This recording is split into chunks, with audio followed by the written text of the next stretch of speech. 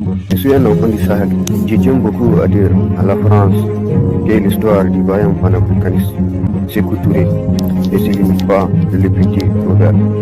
Et je tiens aussi à clarifier que la prise de position du vaillant panafricaniste Sékou Touré au soleil des indépendances est tout aussi légitime que l'engagement patriotique du lieutenant Amadou Toumani Touré pour vaincre les moutons qui a habité le politicar Moussa Traoré, pour vaincre les politicards parrainés par la France pour éjecter les panafricanistes qui fuient Modibo Keïta.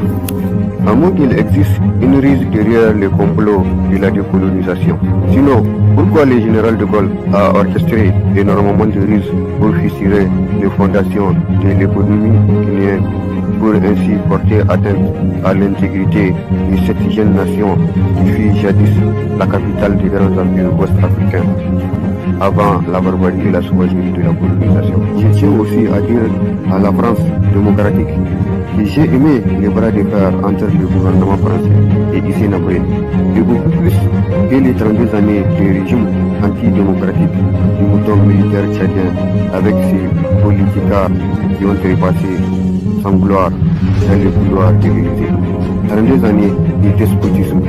et d'allégeance du gouvernement tchadien au gouvernement français. 32 années de régime dictatorial béni par la France et béni par tous les chantres de la démocratie en Afrique comme en Europe, comme avec la politique du mouton camerounais, tout comme avec la politique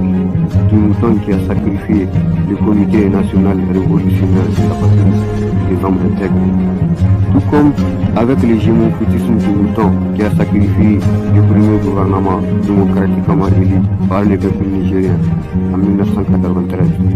et tout comme avec la politique chaotique du mouton qui a sacrifié les Zaïre tout en livrant les panafricanistes Lumumba à la CIA qui s'est chargé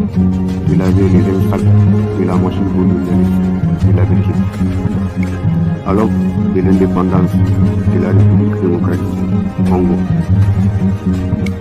Et même si la proclamation de la Commission électorale africaine est loin de faire l'unanimité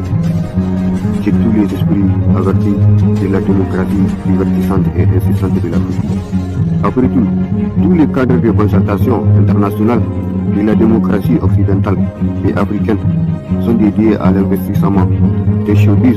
dans les marchés noirs du modèle démocratique et machiavélique. Après tout, énormément déborde d'un complexe de supériorité occidentale qui a plusieurs cordes à son arc pour assujettir l'Afrique et